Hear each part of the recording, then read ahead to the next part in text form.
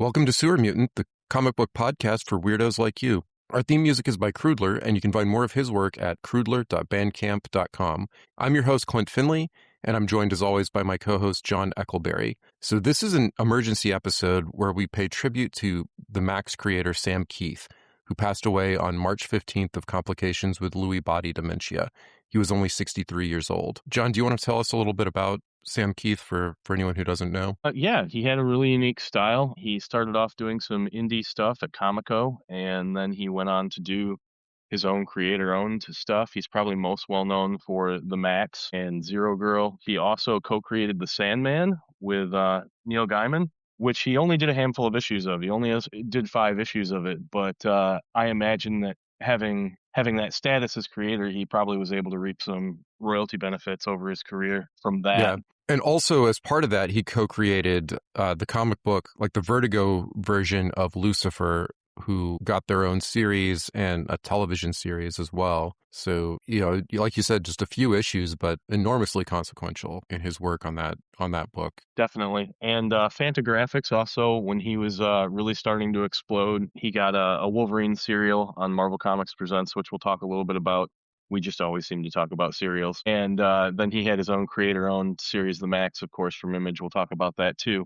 But right around the time that those things were coming out, Fantagraphics put out a book called I Before E that had 2 issues that reprinted some of his early work and some unpublished stuff. And for me, in issue 2, there's a page called the Kieth Concordance that has everything that he'd done up until that point. And the librarian in me just loved seeing that one-page summary that just had it all very neatly laid out, so I could go check some of that stuff out later. I wish I had known when I started reading issue 1 that was in the back of issue 2, because I kept trying to figure out like the chronology of when this stuff was coming out, because like there were dates on some of it and some of it not, and it wasn't printed in publication order in that reprint. So it was very, very interesting to get that at the end, and would have saved myself a little bit of a headache knowing that. So dear listeners, if you are interested in knowing the chronology of the works in I Before E, skip to the end of issue 2 before you dive into issue 1. Absolutely. The stuff that we're going to talk about is primarily from 1991 and 1993. We're going to cover the Blood Hungry series from Marvel Comics Presents. That's a Wolverine story that he did with writer Peter David. And also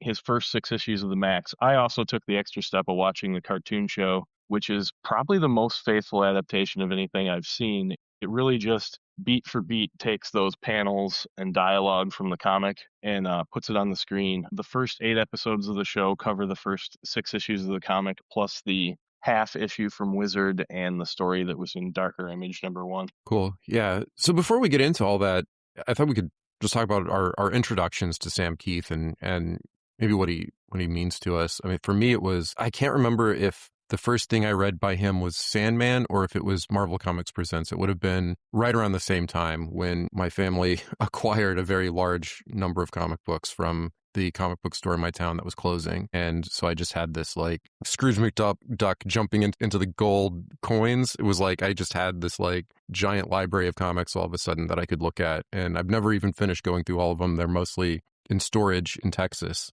many thousands of miles from where I live. But 2 of the things that I pulled out of there were definitely the first Sandman trade paperback and Marvel Comics Presents. And they both made a pretty big impact on me. I was surprised at revisiting the Marvel Comics Presents issues, how much of that I actually remembered, given how long ago it was when I read it. And Sandman is something that it's hard to talk about now because of the allegations against Neil Gaiman, which are really disturbing, and we won't go into it here. But and that was a really important series to me. And part of that was those early Sam Kieth issues. He drew an issue that took place in Hell. That's the one where Lucifer was introduced. And it was just an amazing issue that set up a lot of what would come later. And then with the Maxx, I started getting that a little bit after it started. But that's a book that really spoke to me. I feel like it really hits me in this place where like there's different aspects of my personality. On one hand, kind of the more like serious, angsty goth side of me, and the kind of silly, humorous side of me. He really marries those aspects in a way that I think David Lynch is one of the only other people I can think of that that pulls it off quite in the same way. And I think there's a lot of very Lynchian elements to the way Sam Kieth works. How about yourself? I definitely agree with that. I also feel like there's a real, having now read the stuff in I Before E and throughout the other stuff we read, there seems to be a through line in his work where it's all kind of exploring the same themes. But we'll get into that. My first exposure would have been Marvel Comics Presents number 87, which is part 3 of the Blood Hungry story. For some reason, I had just that issue, and I really liked it, and I had fond memories of it. I think it came in a pack of comics that came with like a comic book box that was sold in department stores. There were 5 or 6 random Marvel comics in there, and I thought the art was really cool on it, and I really enjoyed it, but I didn't get the rest of the pieces of that story for a couple more years out of a back issue bin. But it kind of reminds me of the early days where I didn't have to have everything. Like, I didn't have to obsessively collect every single issue of everything. I could just enjoy this one issue that I had. And I guess my second exposure would have been when they reprinted the first Wolverine serial from Marvel Comics Presents. Sam Kieth did the cover for the reprint.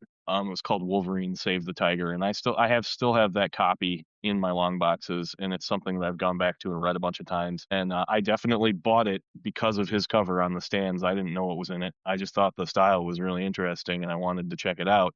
Which is funny because his style's not inside of it, although what's in that book is also, classic. It's Claremont, John Buscema, and Klaus Janson. You can't go wrong there. It's a great story.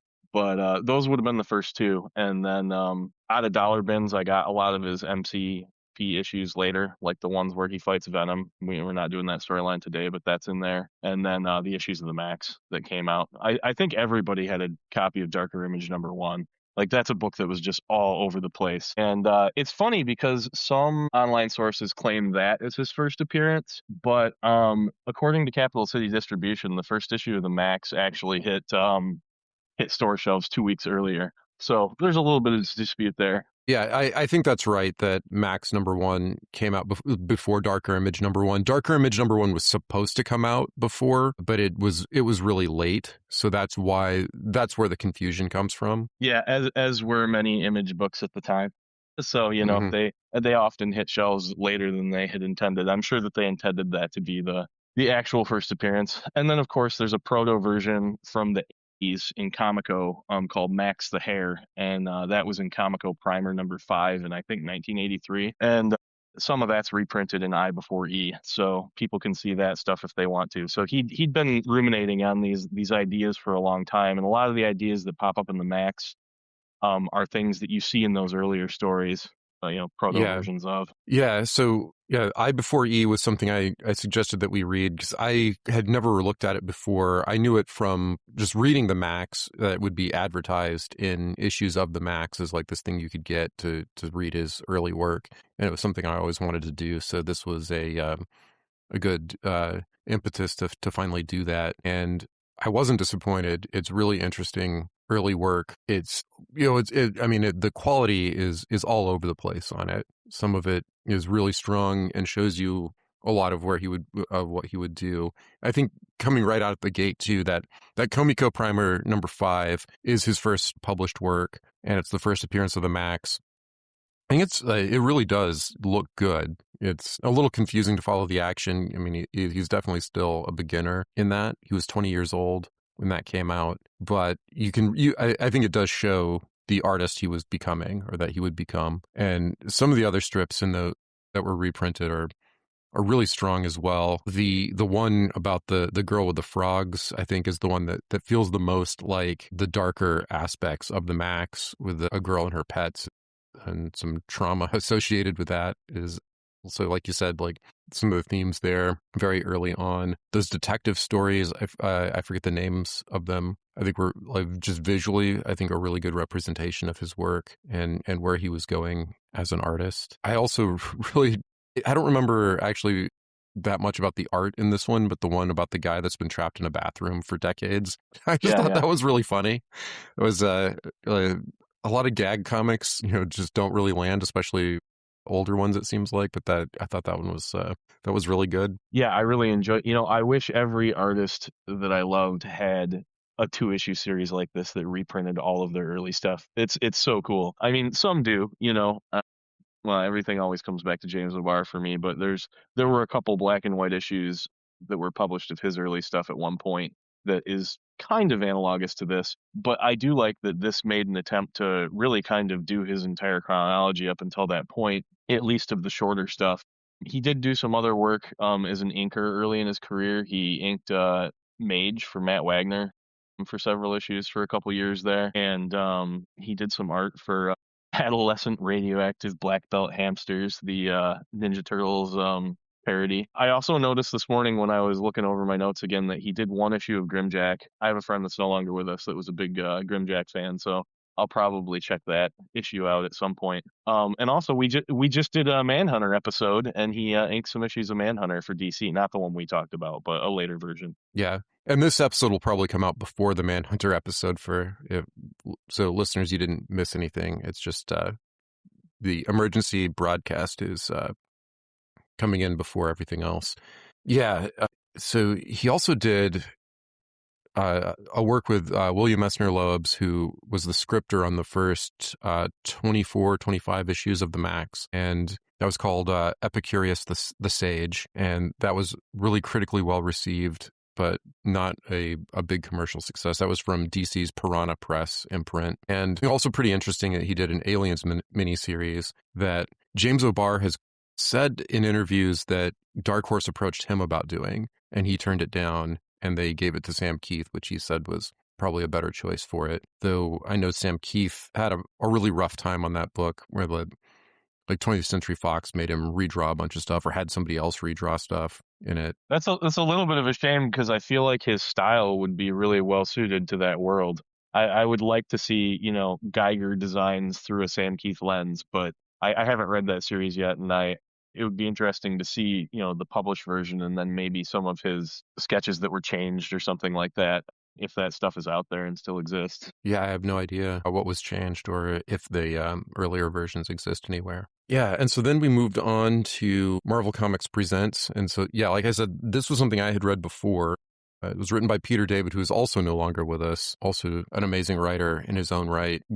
Some of my all-time favorite stuff on X Factor. He also did a long Hulk run. He didn't do a lot of Wolverine, though, but this was actually, I thought, a really good Wolverine story. And it held up surprisingly well, both visually in terms of Keith's contributions and the story by Peter David. Marvel Comics Presents had just come off of the Barry Windsor Smith Weapon X. That was the arc right before this. That ended in issue 85, and then 86 starts this story. So you go from having those awesome stories and covers to this new interpretation.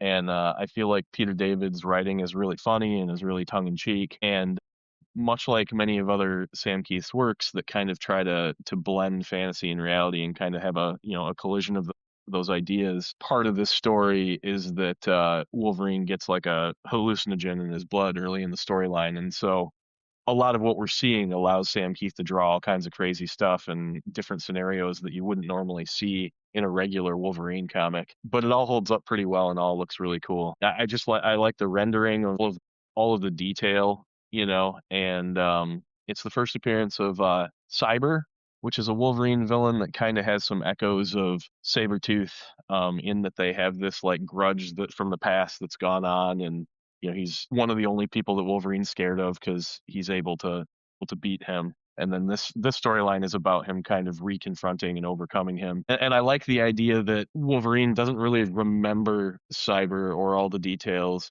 but once he encounters him, some of that starts to come back to him, and some of it comes back to him through the lens of those hallucinogenics. But by the end of the story, of course, he's able to overcome. But Peter David's writing's pretty good, I felt. Yeah. And that kind of touches back on, you mentioned that we've been circling around Wolverine a lot. And we talked about how Marvel Man may have been an influence on the decision to have Wolverine have false memories. And this is one of those early looks at him having false memories. This is actually before the Larry Hama Wolverine issue 48 through 50 storyline where Wolverine discovers like the movie studio where a lot of his false memories were recorded. So it had been established in the 80s that he had memory problems. And so I think that's maybe a little bit of what's being alluded to here, in that he doesn't remember why he's scared of Cyber or who exactly, but he just remembers that he had bad experiences with Cyber. And then he has like you said, the hallucinatory memories that where he's like a teenager or something, and Cyber is the PE teacher. I also like the line from Wolverine where he's talking about his memory and he says that, his body heals, but his mind doesn't really heal. And so like he's carrying the trauma of,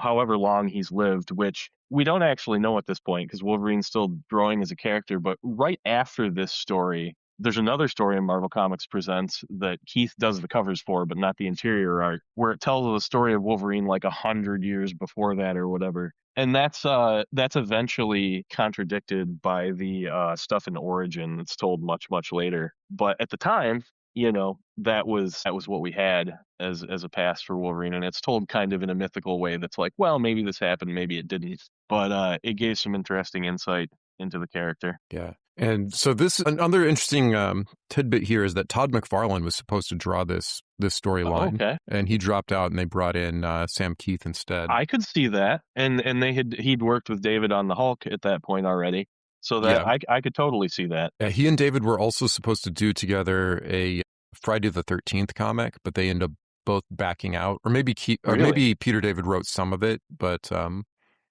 Sam Kieth didn't end up drawing anything more than a single pinup. Do you know who was going to publish that? Marvel. Yeah, it was going to be through Marvel. Yeah, I think there is a Marvel Friday the 13th series that some of it was published. I'll have to check that out. Yeah, and you can see where Sam Kieth would be, on the one hand, perfect for it, but also the studios would probably have wanted a lot of changes, which is, I guess, a major frustration point for him at that point in his career. As Karen Berger and Neil Gaiman were not entirely happy with a lot of Sam Kieth's work on Sandman, particularly the first issue. He had to redraw a lot of his pages and didn't get compensated for the original versions. It seems like that was part of why he ended up leaving that book. He felt like he never fit that title at all. And I disagree. I mean, I think those early issues, I think they're great. I think they really set the tone for everything that would come later. But I know a lot of people, I know he wasn't happy with it. It seems like Berger and Gaiman weren't happy with him. And a lot of fans are fans of like the later artists a lot more than him. I disagree. I don't know. But the strength of the Marvel Comics Presents era, I think, is what, that catapulted him into the position that he got invited to work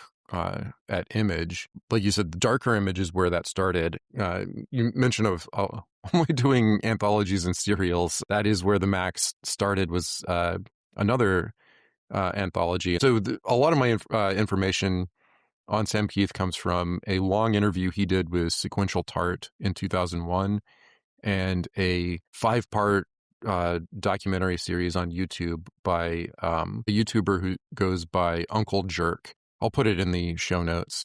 I've only watched the first 3 installments out of at least 5. And so he goes really deep on Sam Kieth and his career. But so apparently Kieth only ended up doing the Maxx because he thought it was going to be an 8-page contribution to an anthology.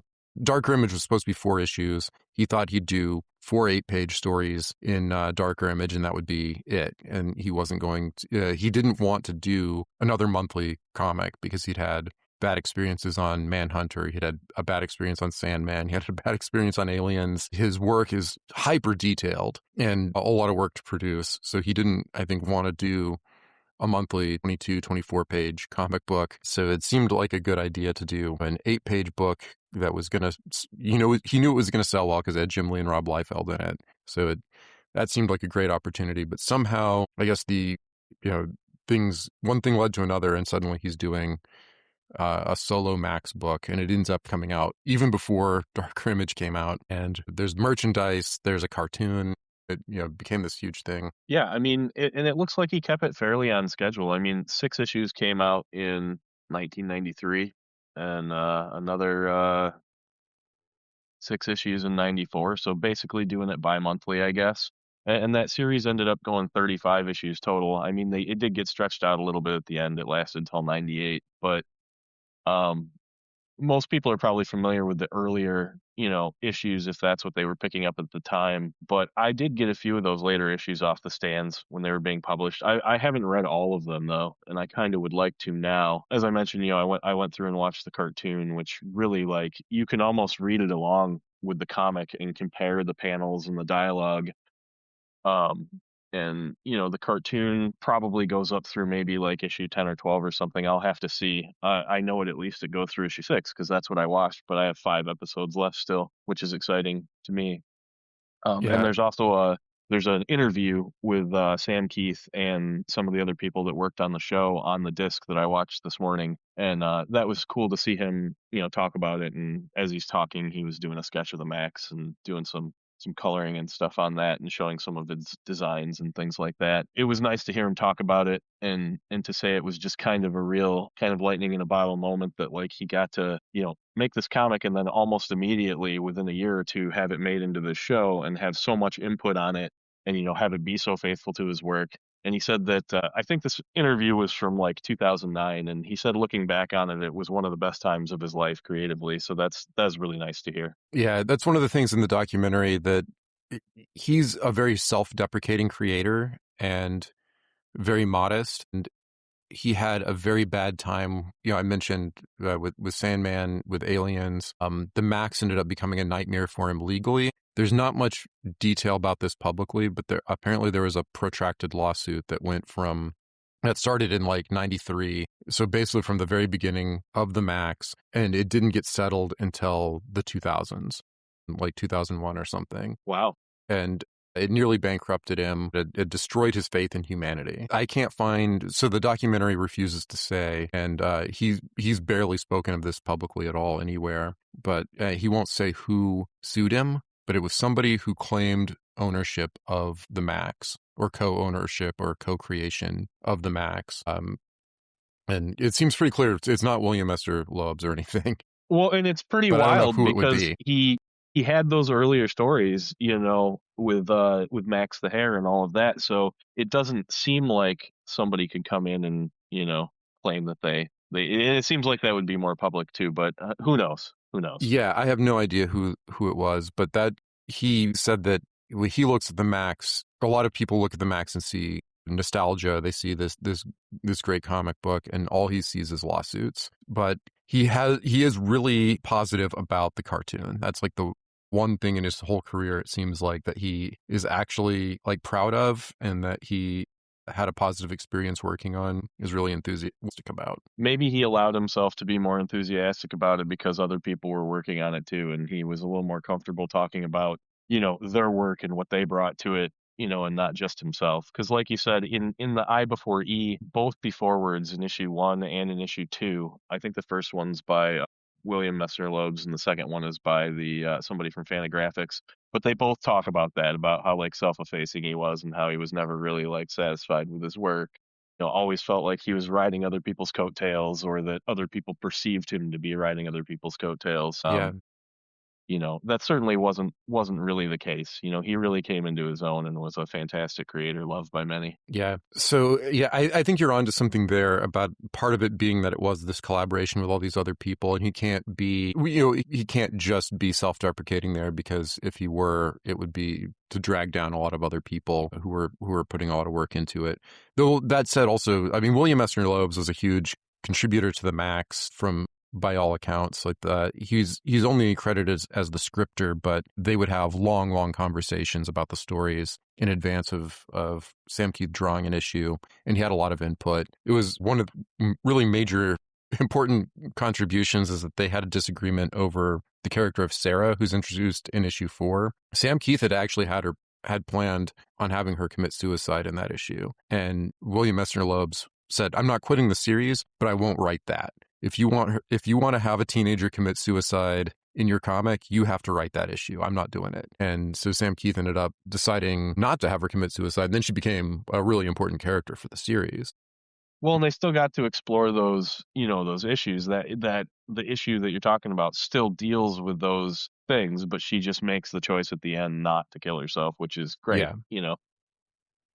Yeah, I think it was an important decision, and that came from Loebs. And then the inker on it, or he's actually credited as finisher, Jim Sinclair, a lot of the detail in those comics, I guess, actually came from him.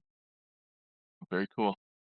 So I just want to give credit where credit's due, especially to William Messner Loebs, who's still alive and could use. It sounds like he can always use support. I got a chance to meet him at my local comic store in the 90s. I didn't know he was going to be there. I just went in to buy my comics, and he was there signing comics. And so I talked to him for a little bit, and he signed one of my Maxx issues for me. And he was a really nice guy. Yeah, he's another Michiganer. Yeah. And I also made a note here. We talked about how Michigan really punches above its weight class. Sacramento also, because that's where Sam Kieth is from. The Brothers Vigil are from there as well. Kelly Jones, Ron Lim, and not as well known, but a friend of mine, actually, Ian MacEwan, who did MCMLXXV with Joe Casey. And he's done a bunch of other stuff too, but that's probably the thing that he's best known for. Tim Vigil's name popped up someplace when we were reading. Was it in I Before E? Was he on one of those strips? He was credited as art assistant on Marvel Comics Presents number 100. Very good, yeah. Yeah, and it was. I can't remember where I read this, but I'm pretty sure.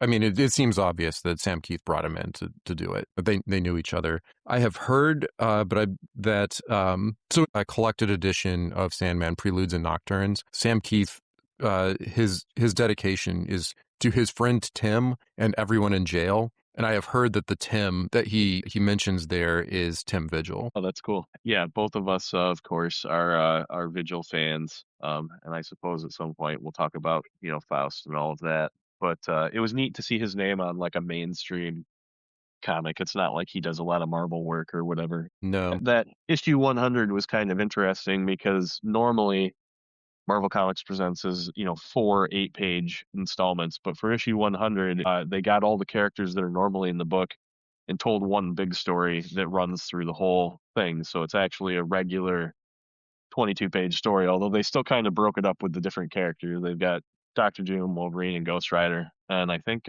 did Peter David write that one too? No, Howard Mackey did, who I think was Howard Mackey the main... wrote it. Well, yeah, he was writing all the Ghost Rider stuff at that point. And actually, he kept a pretty tight creative leash on Ghost Rider. Even though Ghost Rider blew up and was appearing all over the place, he made sure that he was the writer on the regular series, but also on all of the Marvel Comics Presents stories that had Ghost Rider. He did, I think, all of them, or close to all of them himself. Cool, yeah. So we could also touch a little bit on here. You had mentioned like the collision of fantasy and reality, and how that goes all the way back to those early stories. Oh, I mean, and the other, so the Maxx first appeared in Comico Primer. The Is first appeared in Critters, also in the 80s in a Fantagraphics anthology. So those characters were around for him going way back. And the I Before E, it came out before the Maxx was announced, but it mentions in there that he had a plan to create a universe where all the characters from all his stories existed and interacted. And there's little nods to that even up into Zero Girl, where Julie Winters is mentioned in Zero Girl. She sold her car to the teacher in that. I love little nods like that. That's pretty cool. That's fun. But yeah, like you were saying, I think that there's a through line here as far as the collision of fantasy and reality, and using the fantasy to either mask or deal with trauma, or examine trauma in some way. In through the things that we read here, if you read I Before E and Blood Hungry and the Maxx, I feel like they're all very similar in that way, where the character kind of escapes to a hallucinatory world, or has something very unreal kind of seep into the real world that they have to deal with. And that seems to be, I haven't read Sandman, but that in a way kind of, that whole property and idea kind of feeds into that same arc as well. Yeah, for sure. Yeah, one of the interesting things about the Maxx, at least in those early issues, I don't know, I never finished it. I need to definitely go back and finish it at some point. But something that's interesting about it to me is that it's not clear which world is real. It's at times suggested that the world that looks like our world, the city, is actually the hallucinatory world, and that the Outback is actually real, even though intuitively it seems like that's the fantasy world.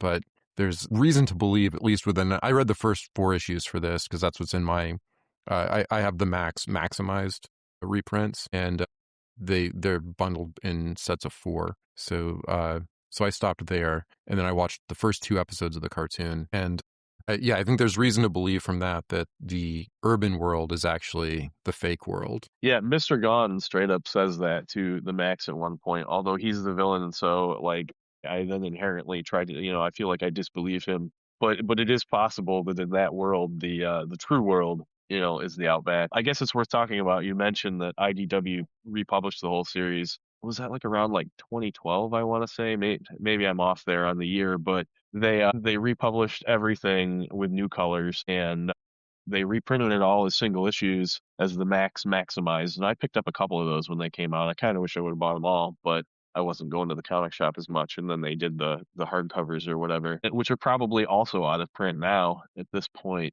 But hopefully people can find this stuff. It might actually be easier to get the single issues than it is to get the collected editions. I'm not sure. Yeah.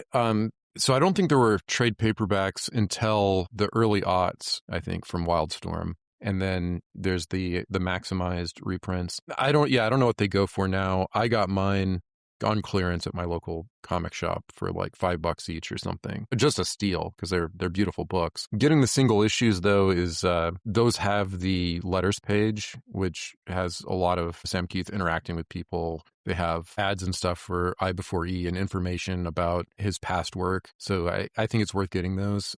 I have some of them, and I wish I had more of them. And an ongoing topic for us is that question of recoloring. I think the color in the reprint in Maxximized is fine, but I don't.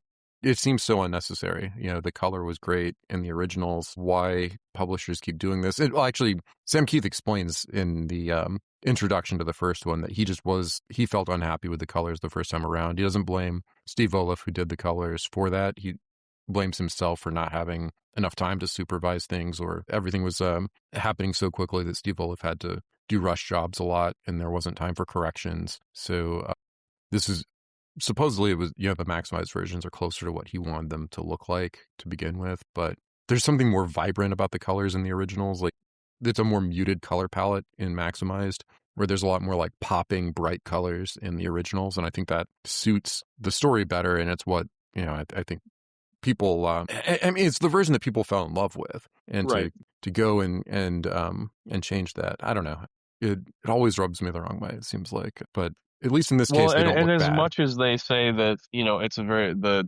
George Lucas kind of thing where you, even if it is your original intent, or you think you're readjusting it, it does seem to kind of reflect the time that you're doing it, not the time that you did it the first time, right? Like all these muted color palettes were more in vogue when these things were recolored, and it's not really what I'm looking for. And I read the originals when I read it, and I guess it's worth noting too that the last thing that Sam Kieth, the last major project that he worked on between 2018 and 2020 was also a Maxx thing. He did Batman versus the Maxx. It was 5 issues. The first 3 came out in 2018, and then there was some delay before the last 2 came out in 2020. But that was his last major project, and I haven't read it yet, but I would like to. Yeah, I haven't read it either, but likewise, I want to read that, but I want to finish reading the original Maxx run first. And I think we need to do some more Sam Kieth episodes, it seems like. I think doing sure. Epicurious the Sage would be good, and then finishing the Maxx I think would be great, and then think about some other stuff too. I think maybe there's a part 2 to this where we go into some of this other stuff. A friend of mine texted me this morning, not knowing we were going to record this, and said, "Hey, when are you going to do a Sam Kieth episode?" And I said, "Today." And he said, "Well, what are you reading?" And I told him, and he's like, "No, Zero Girl. Like, that's my favorite." And I'm like, "Well, sorry, we can't do everything at once, but we'll maybe get to that in the next one." Yeah, I love Zero Girl too. It's a little bit outside the time period that we're trying to mostly cover here, but that doesn't mean that we can't sometimes do episodes that are outside of the Dark Age, and we might have something coming on that anyway. But yeah, this just seemed like a good place to start with his work, like hitting his early work, his big Marvel thing, and then the Maxx, obviously.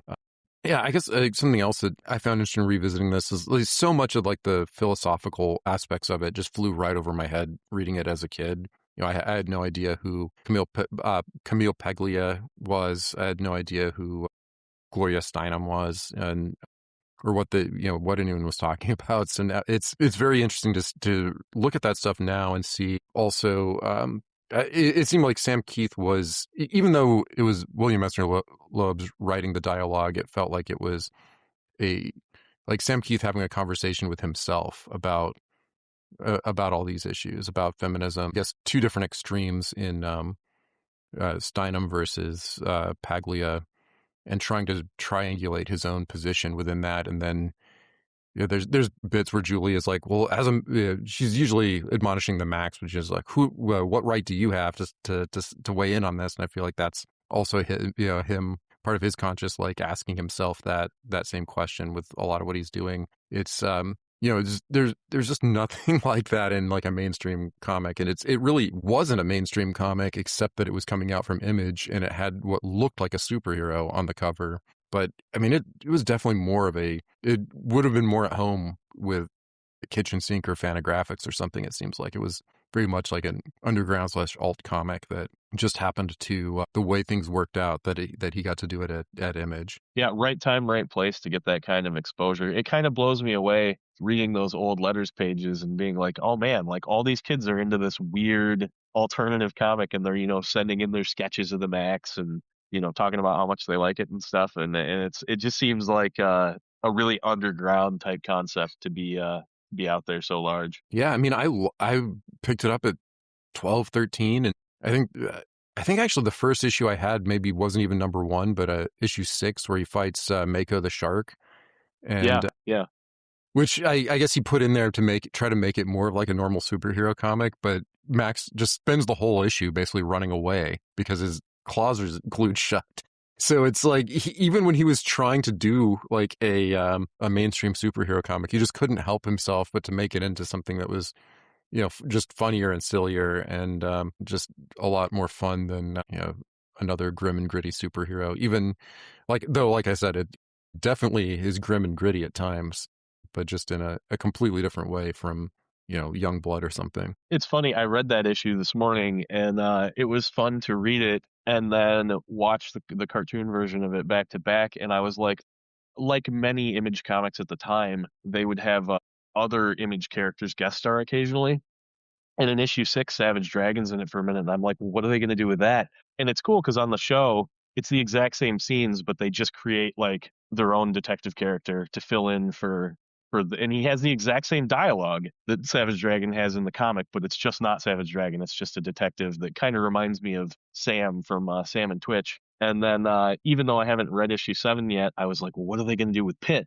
And so I put on the next episode of the show, and sure enough, Pitt is replaced by that big creature from Darker Image #1 that's chasing him with the hammer. And so I'm like, okay, well, this works really well. And so they found ways to get around that stuff in the cartoon. Same dialogue, same panels, same even shot. Like that page of Pitt standing behind him, it's the same exact shot, but it's just the other character instead. It's pretty cool. Yeah, and in those issues, like it's not important that it's the Pitt really, and the Savage Dragon is barely in that issue, but I think they change it so it's not Mako the shark. It's a different shark character. Yeah. It's the same. He's drawn exactly the same, but the character is called Hammerhead, and so maybe there was some legal issue with that name or something. Well, it's an Eric Larson character that was in Savage Dragon, and that's why Savage Dragon shows up. Is that it's a Savage Dragon villain? Right. This Savage Dragon animated series was in production at the time. I'm not sure that ever came out,